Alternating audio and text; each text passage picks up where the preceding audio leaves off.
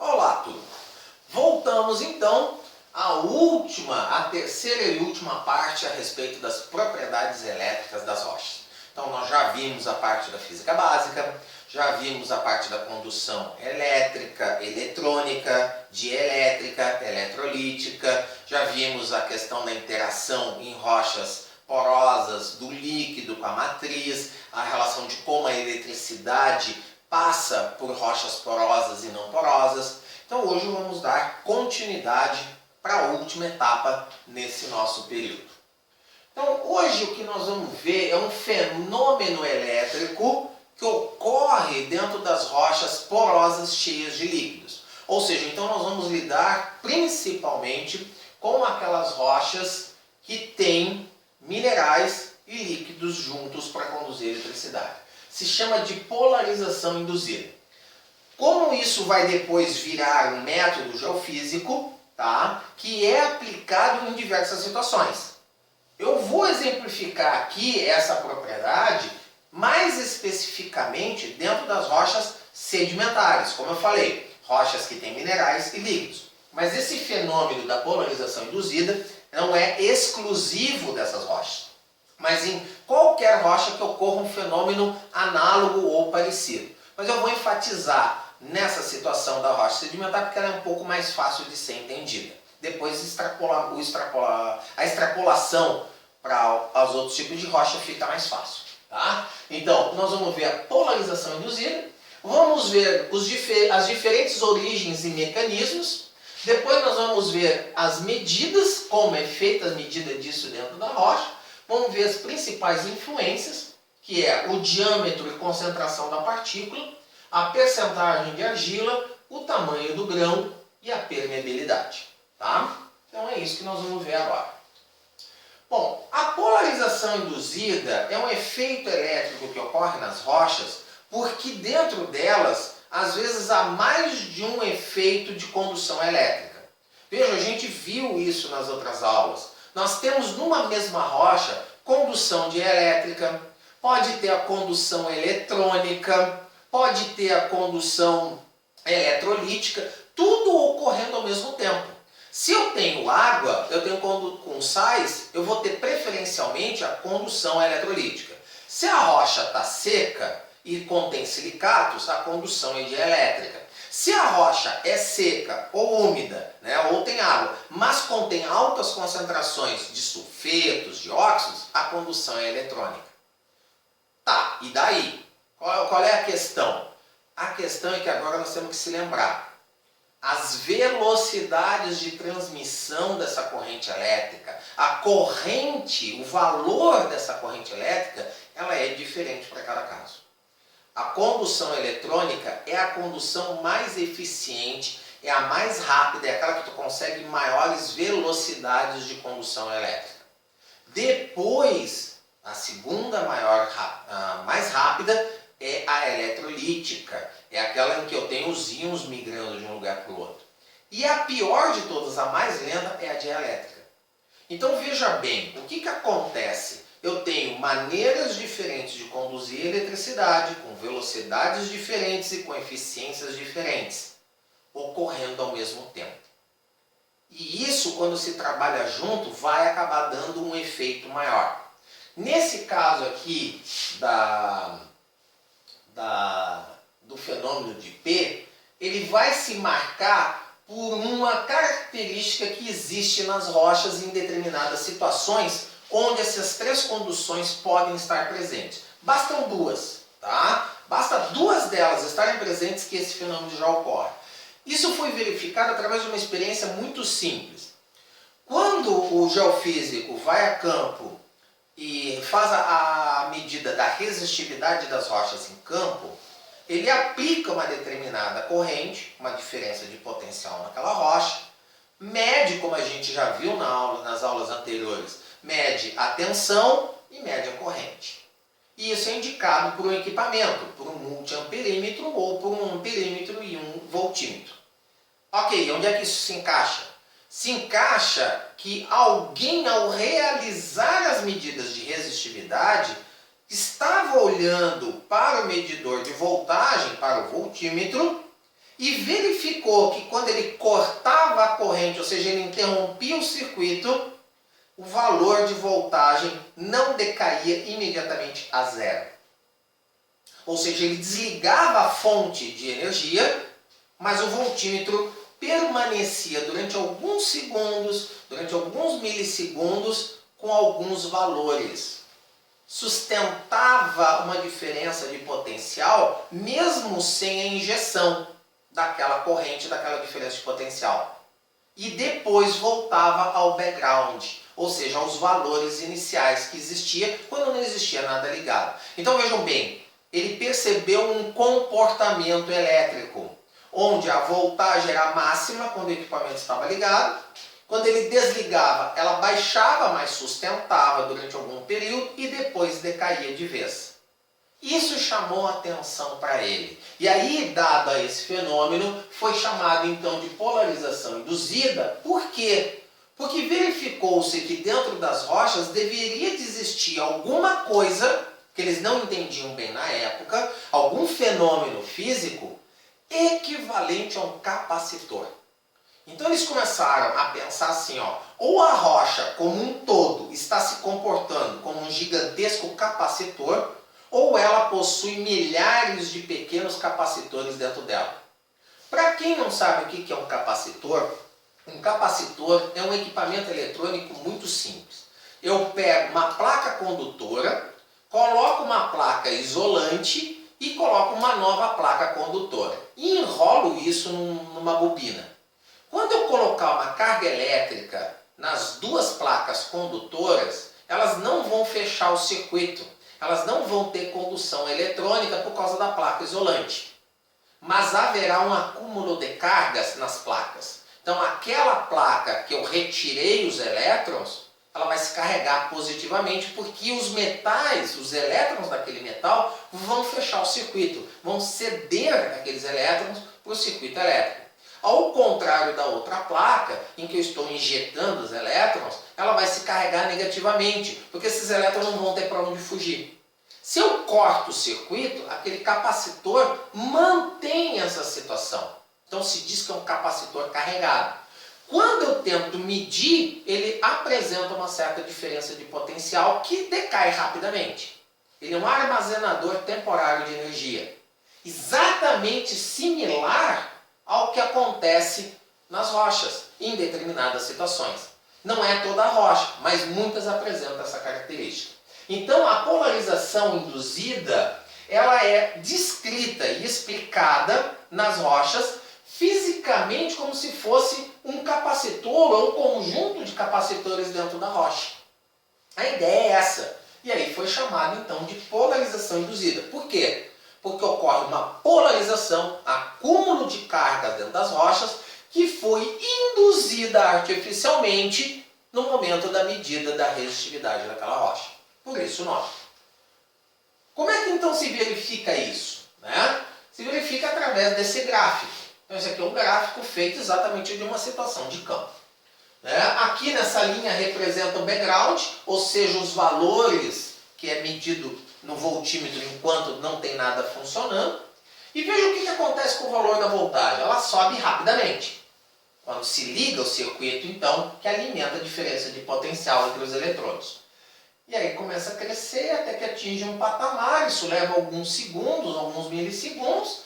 Quando desliga a corrente, ou seja, corta o circuito injetor de tensão, decai rapidamente. Mas sustenta a voltagem, ou seja, o valor medido no voltímetro começa a decair até voltar ao background. Isso leva um determinado tempo. Isso é o que é medido nas rochas. Esse é o fenômeno de polarização induzida. Você lembra que eu falei que é como se fosse um capacitor? Qual é que foi a primeira maneira deles testarem isso? Exatamente usando um circuito resistor-capacitor em série.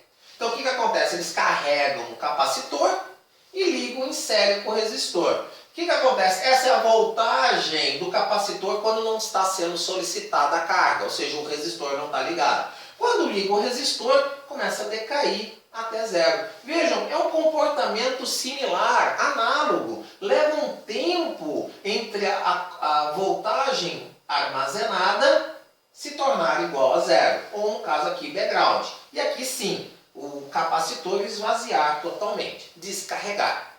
É o mesmo comportamento, física e eletricamente falando. A questão são as taxas de decaimento, que são diferentes. Bom, então, se as rochas estão se comportando como capacitores, significa que em dado momento elas têm que terem acúmulo de cargas. Então, voltando da base de novo, rochas são formadas de rocha, de minerais que têm propriedades elétricas diferentes e que também têm líquidos que têm propriedades diferentes e têm gases. Então, em algum momento disso é que deve ocorrer esse acúmulo de cargas. Mas aonde que pode ocorrer? Aonde houver diferenças de meio de transporte da eletricidade. E onde é que ocorre essa diferença? De acordo com o tipo de condução. Então, nós só temos 3 tipos de condução. A eletrônica, a dielétrica e a eletrolítica. Então, naqueles locais onde ocorre uma mudança dessa corrente, é que deve estar ocorrendo esse fenômeno. Então, eu preciso locais específicos dentro da rocha, onde em determinado momento a condução seja, por exemplo, eletrolítica, mas ela passe a circular dentro da rocha como eletrônica ou dielétrica e volte a conduzir como eletrolítica. Eu tenho que ter alguma situação ou geométrica ou de distribuição de minerais em que isso ocorra. E aí que se foi atrás. E aí então se verificou que o acúmulo das cargas dentro da rocha ocorre exatamente por causa disso. Existem estruturas da rocha sedimentar, variação na mineralogia que criam esses arcabouços elétricos e acaba acumulando a carga. Então pode-se verificar que quando se fala em rochas que contêm água, isso deve ocorrer de 2 maneiras diferentes. A primeira, variações entre a condutividade iônica e eletrônica. Ou seja, condutividade eletrolítica e condutividade eletrônica. Eletrônica ocorre como? Minerais, dióxidos, minerais sulfetos, né? Ou seja, minerais de algum óxido sulfeto metálico. A eletrolítica ou iônica nos meios aquosos. Então, em algum momento deve ter uma estrutura em que eu tenha um poro e um elemento metálico. E um poro de novo. A segunda situação que eles encontraram é uma variação da mobilidade dos íons dentro do próprio fluido devido a estruturas presentes na rocha. Então, nesse caso aqui foi chamado de polarização de membrana. Veja, não há diferença de velocidade de transmissão. A transmissão toda é feita dentro do meio aquoso, só que há um freio, há um atraso, há uma dificuldade em determinados trechos de poder dar continuidade a isso. Isso faz com que acumule a carga. Polarização de membrana. Vocês já vão ver por quê. E aqui, no caso, como leva em consideração a presença de minerais metálicos, foi chamada polarização de eletrodo. Então vamos lá, polarização de eletrodo. O que acontece? Eu tenho dentro da rocha a condução eletrolítica e por causa de algum arcabouço estrutural, essa condução eletrolítica ela é interrompida e passa-se a conduzir por condução eletrônica. Então vamos revisar. Condução eletrolítica, íons gigantes, né? Uma coisa monstruosa, sendo levado pela diferença de potencial, por essa energia de diferença de potencial, levado de um lugar ao outro. Aí ele chega e esbarra em algum lugar que impede o movimento dele. E esse lugar é um grão metálico. E aí ele interage com a parede. Se lembra quando eu falei na aula passada que poderia haver interação entre a parede do mineral e o líquido, de modo a gerar cargas ou trocar cargas? Está aqui, ó. Aquele fenômeno vai gerar isso. Vai haver trocas de cargas entre o líquido e o mineral. E aí vai haver uma condução eletrônica. Condução eletrônica é mais rápida, é mais eficiente. Condução eletrolítica, não. Condução eletrônica, o elétron viaja. Condução eletrolítica é um átomo, é um íon, é uma molécula carregada é maior. Então, vamos lá, vamos para o desenho que é mais fácil de entender. Então, vamos lá, situação ideal. Rocha porosa, cheia de água, com sais dissolvidos, cargas positivas e negativas, andando por aí. Aí eu aplico uma diferença de potencial. Veja o que acontece. Em direção a cargas positivas, né, as cargas negativas da solução começam a migrar em direção ao polo positivo. E o oposto acontece. Nada aconteceu. Simplesmente ocorre essa migração e fechamento do circuito. Tudo normal. Onde é que entra a polarização? Ocorre quando esse poro ideal aqui é interrompido por um grão mineral metálico. Então, o que acontece? Agora, as cargas vão ter o mesmo comportamento. Aplico uma carga positiva, uma carga negativa externamente. Os íons tendem a migrar para os seus opostos. Só que agora eu tenho um grão mineral que impede esses íons de poderem migrar de um lado para o outro. Mas o que acontece?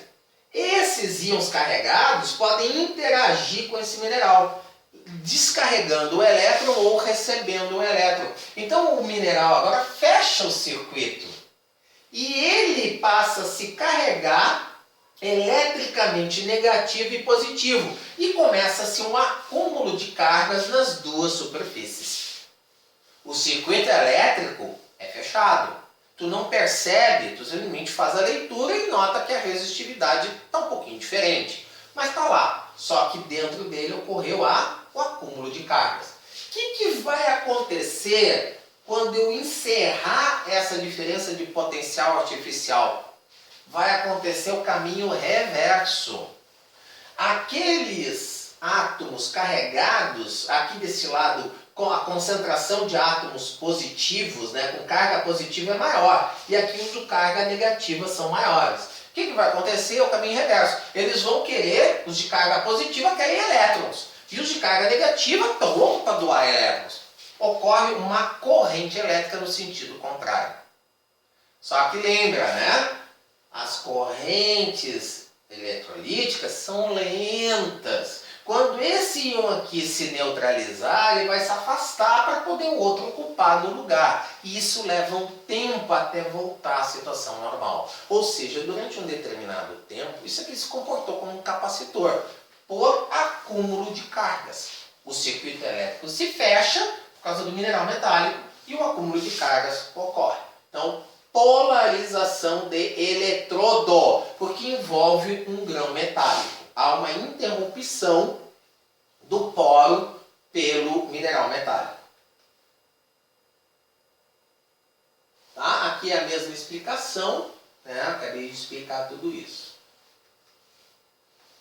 Bom, então a polarização de eletrodo, ela tem uma forte influência com quem? Com a mineralogia. Qual a mineralogia?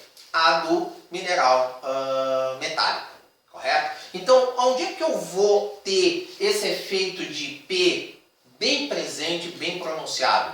Quando eu tiver grãos minerais de sulfetos, de óxidos, até de elementos metálicos puros, né?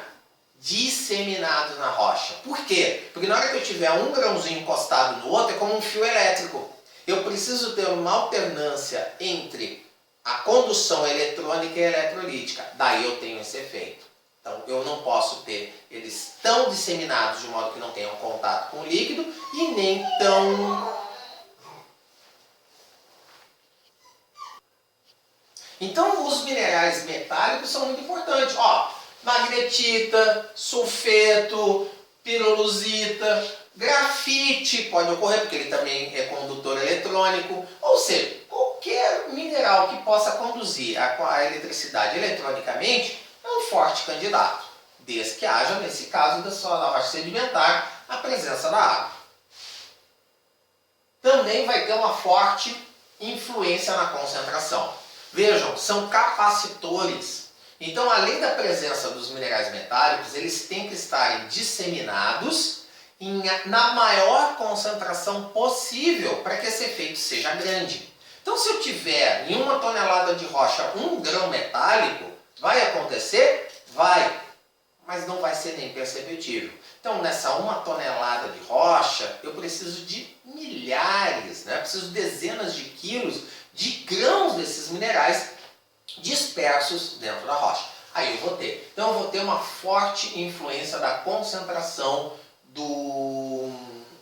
dos elementos metálicos. E aí eu vou ter uma relação entre o arcabouço textural, que vai determinar a quantidade de área de contato desses grãos com o líquido, mas também vou ter uma forte influência com relação ao tamanho do grão.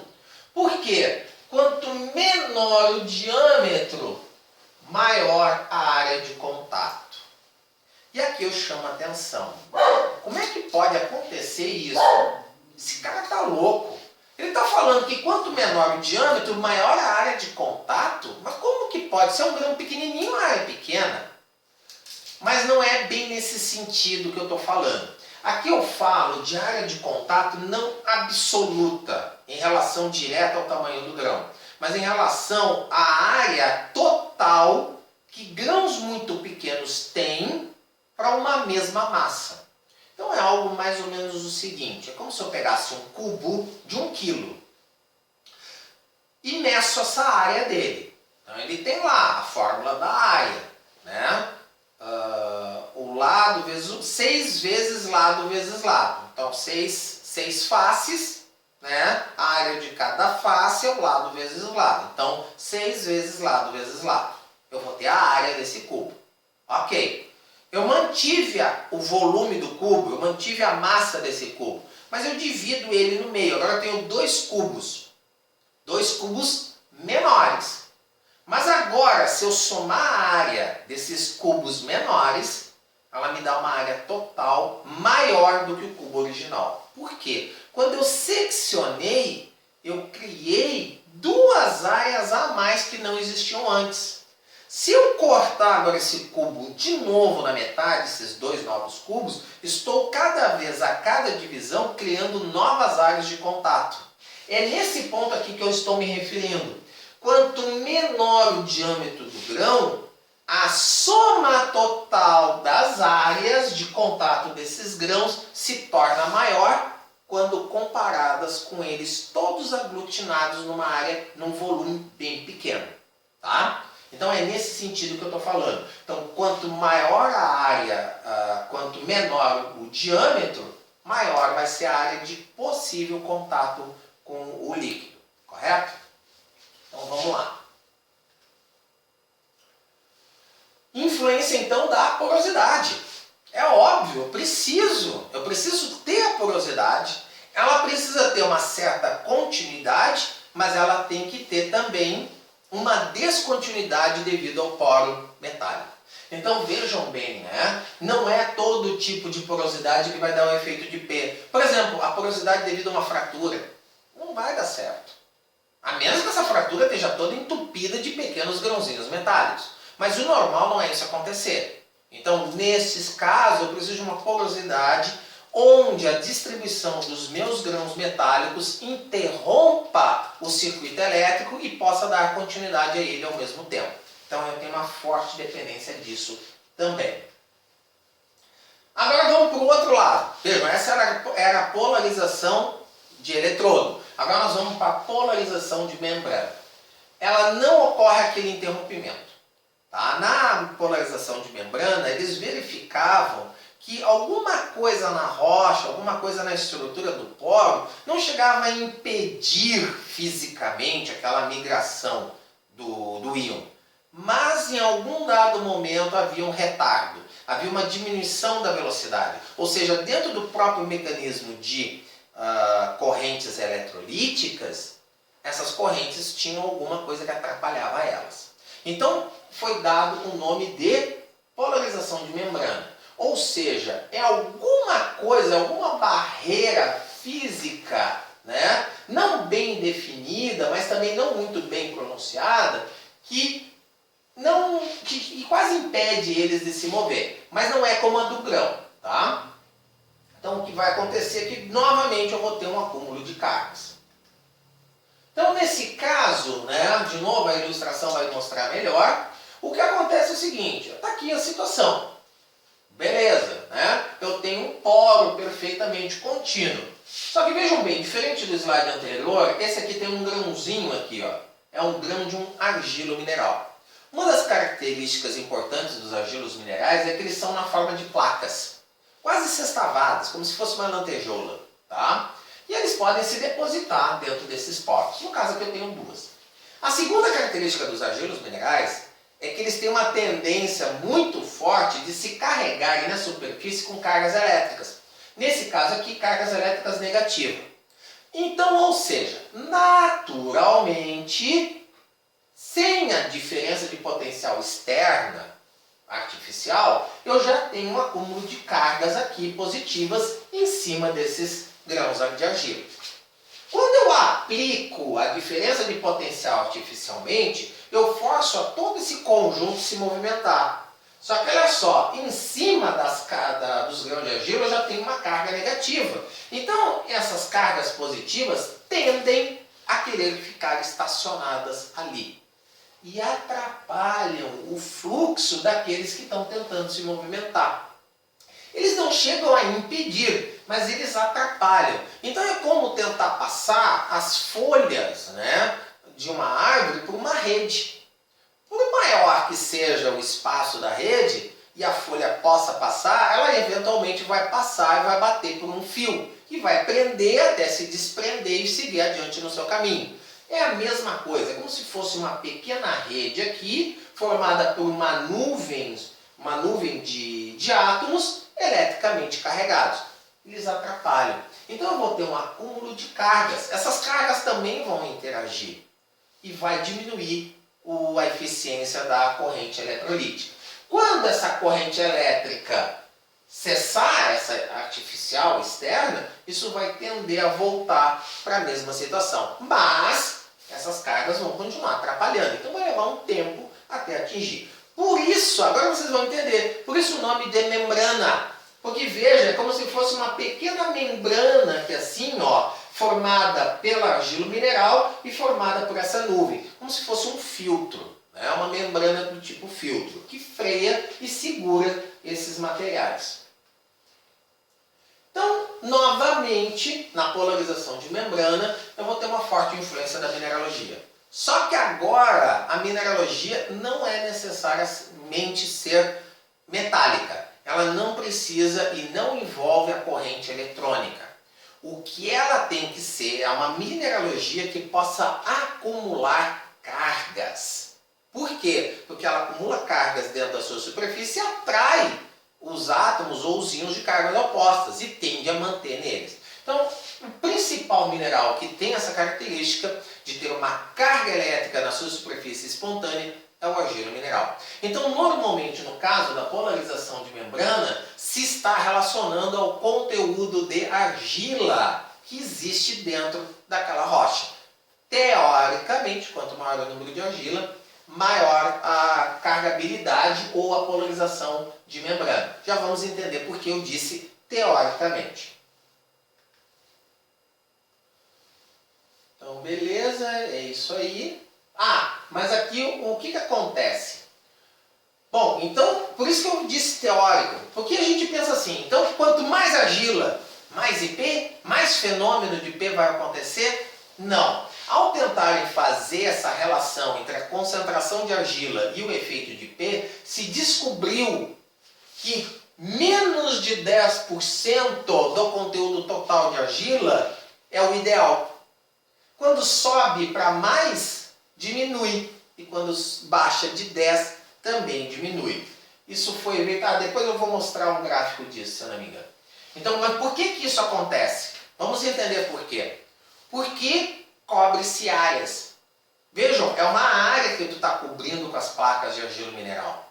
Então, o que acontece? Vamos pensar assim, é como se fosse cobrir o chão de um piso com lajota, com cerâmica, com qualquer coisa. Se eu coloco uma, eu só vou cobrir aquela pequena área. Se eu coloco duas, eu vou cobrir o dobro da área. Mas, e quando eu ocupar toda a área do piso, adianta eu botar mais uma placa? Eu vou aumentar a área coberta? Não. É exatamente exatamente esse análogo. Depois dos 10% de concentração de argilominerais, eu não consigo mais aumentar a área exposta desses argilominerais, porque um vai começar a cobrir o outro. Então eu acabo diminuindo o meu efeito de P ou até mantendo ele. Tá? Então é essa a ideia. Menos de 10% do conteúdo, eu consigo o meu ponto ótimo da correlação entre P e concentração de argilominerais. Tá? Bom, como é que é feita a medida do IP? Agora nós vamos para a parte mais prática. Isso foi os mecanismos e as origens. Bom, então o fenômeno de P, para começar, só surge depois que nós desligamos a corrente elétrica. Então não adianta querer medir antes. Então eu preciso desligar a corrente elétrica e a gente já viu que ocorre em poucos segundos e realizar a medida para poder determinar. Então, ao longo do tempo, é claro que esse método foi evoluindo, a medida de P é feita hoje ainda de duas maneiras diferentes. Ou ela é feita no domínio do tempo, ou ela é feita no domínio da frequência. No domínio do tempo, eu aplico uma corrente contínua e executo as minhas medidas. Mas, igualzinho como na polarização dos minerais dielétricos, também há um efeito desse P no domínio da frequência. Porque como depende de velocidades de transmissão de corrente elétrica, pode ser que numa determinada frequência de oscilação não haja resposta. E aí o meu efeito de P desaparece. Então, ao domínio da frequência. Nós já vamos começar a esmiuçar.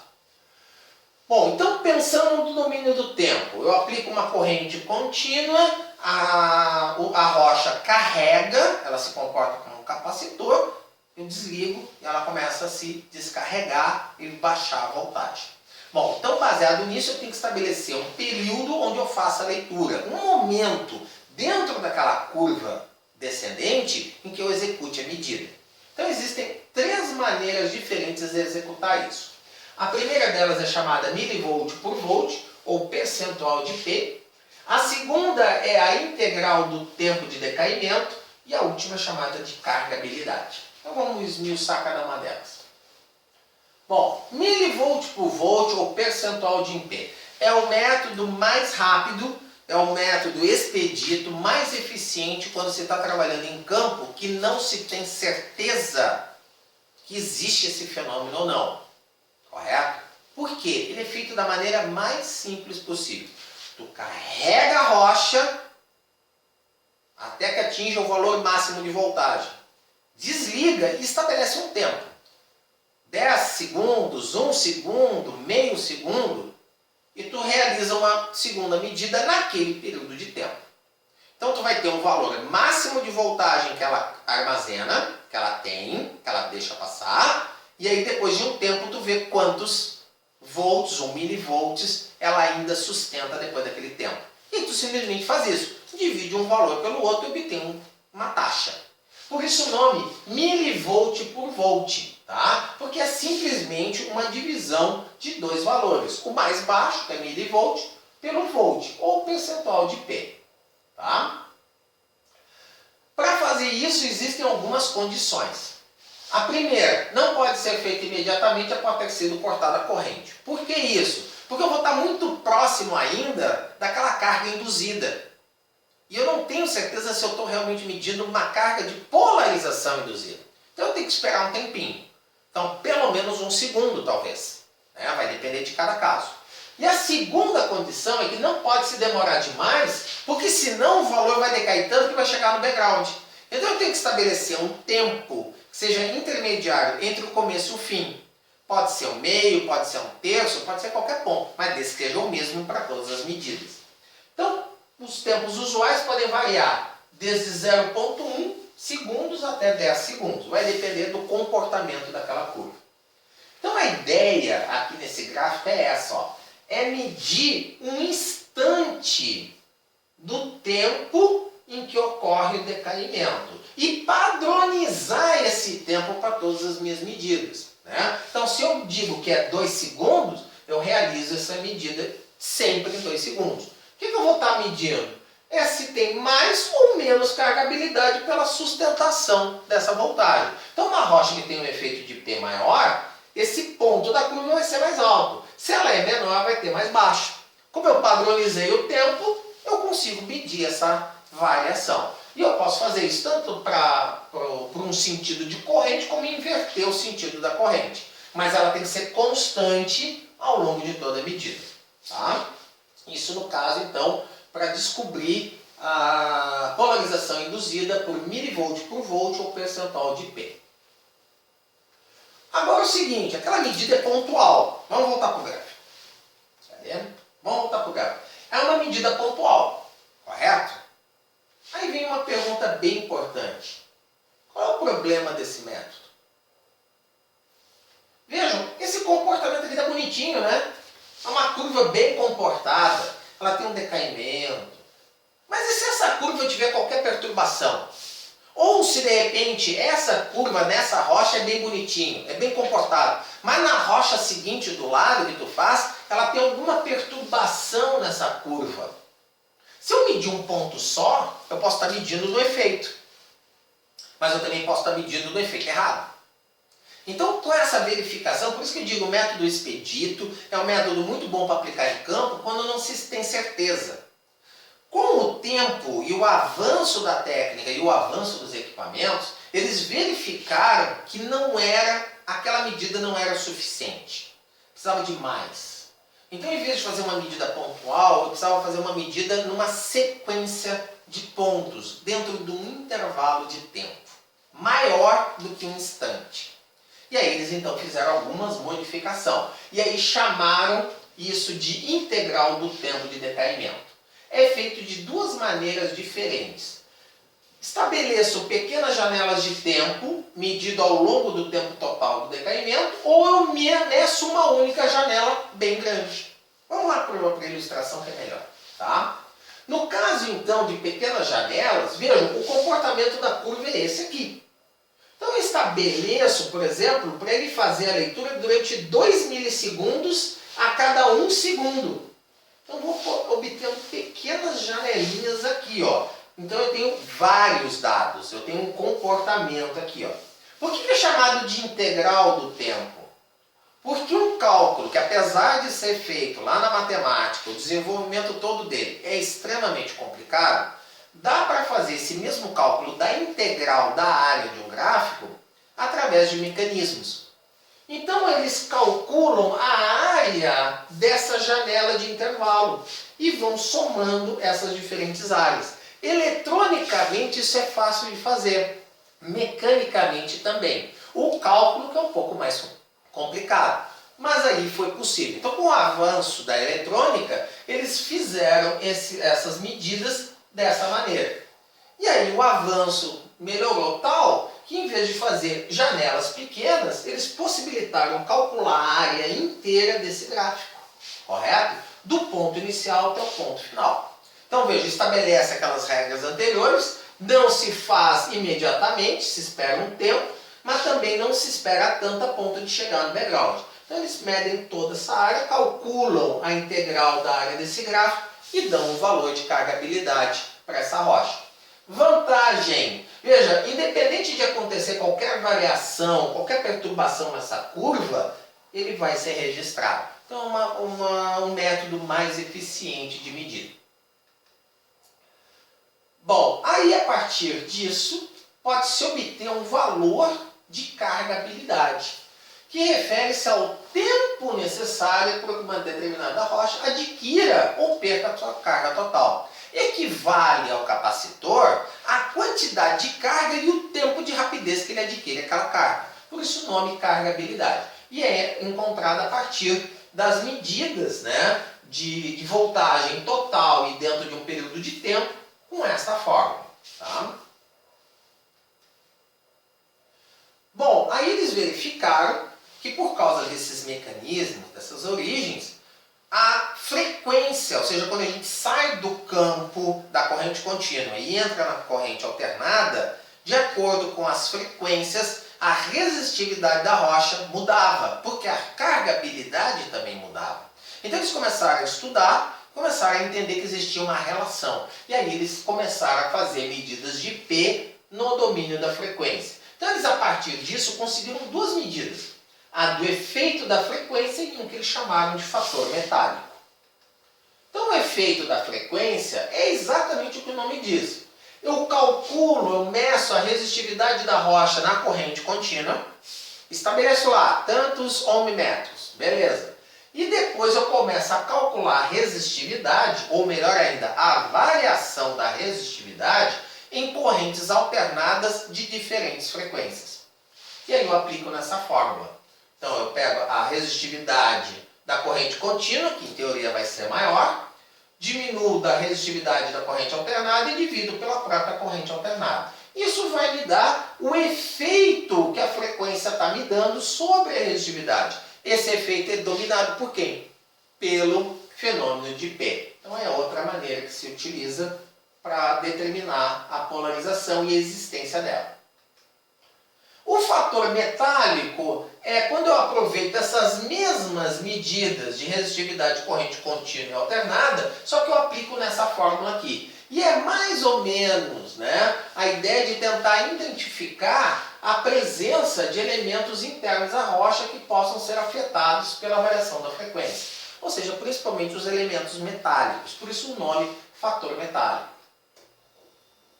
Também posso medir, com a corrente alternada, a mudança relativa de fase. Como é uma corrente alternada, ela tem uma determinada fase. Um momento que está positivo, um momento que está negativo. Como há esse retardo e esse acúmulo, pode ser que a fase, né, que venha de resposta seja diferente. Então posso medir também essa diferença de fase. Vai me dar outras informações a respeito, principalmente dos mecanismos que dão o efeito de P. Bom, então agora estamos começando a chegar na influência do tamanho do grão. Então, como a gente verificou, além da mineralogia, eu também preciso do tamanho do grão. Por quê? Eu preciso de grãos bem pequenos, de modo que o efeito seja o máximo. Por causa que a área, né, a soma das áreas totais perante a mesma massa é maior. Então, o que acontece? É isso. Olha o que acontece. O meu efeito, né, no caso de cargabilidade, da quantidade de carga que pode ser acumulada, conforme eu vou aumentando o tamanho do grão, ele vai diminuindo. Aqui são para diferentes concentrações de partículas dentro da rocha. Mas o efeito em todas elas é o mesmo. Eu aumentei o tamanho do grão em milímetros, veja, isso é 1 milímetro e aqui é 0,1 milímetro. E o que está acontecendo é que a minha cargabilidade está diminuindo. Por quê? Porque a soma das áreas desses grãos está diminuindo. O grão, cada um está diminuindo o tamanho, mas a soma das áreas de todos os grãos aumenta, conforme diminui o tamanho. E aqui, se lembra quando eu falei que eles estabeleceram que por próximo de 10% de argila era o ponto máximo? Está aqui, ó. No caso aqui é a polarização induzida, a medida de P, e aqui eu tenho grãos areias, areia lamosa, lama e argila. Olha só o que acontece com o gráfico. Quando eu tenho uma areia, são grãos grossos, baixa concentração de argila, né, nos arenitos, nas areias. Então a cargabilidade, o fenômeno de P é baixo, principalmente o de membrana, correto? Quando vou começando a colocar pequenas concentrações de argila misturado à areia, que no caso é a areia lamosa, quando chega em 10% é que eu consigo os meus valores mais altos. Depois, quando eu chego na lama, que eu enriqueço bastante a argila, até a própria argila pura, esses efeitos variam muito, mais baixam demais. Vejam bem, ó, é uma escala muito grande, de 1 para 4, são 4 vezes mais. Então isso aqui foi o que elucidou e evidenciou essa questão da concentração. Para o efeito de polarização de membrana, a quantidade de argila tem que ser bem baixinha mesmo, 10%. Temos também, então, o tamanho do grão. Ele é muito grande porque tem uma relação direta com o tamanho. Não é a relação direta só com o tamanho. A questão principal é a área de contato entre os grãos com o líquido. Entre o efeito de polarização e o líquido em si, e o tamanho do grão. Tá? Então, por isso tem essa forte influência no tamanho do grão. Então, de acordo com os valores de cargabilidade, pode-se ter uma ideia de qual o tamanho de grão que a gente está trabalhando. Tá? aqui, usando a comparação entre a resistividade aparente específica da rocha e a polarização aparente da mesma rocha. E aí, quando combino os dois, eu posso ter uma ideia de tamanho de grão. Bom, então, quanto a propriedades elétricas das rochas, nós vamos ficar por aqui. Vocês podem complementar o estudo de vocês através da bibliografia básica e, por hoje, então, a gente encerra essa parte da propriedade elétrica. A partir da aula que vem, nós vamos ver uma nova propriedade. Espero vocês lá. Até a próxima!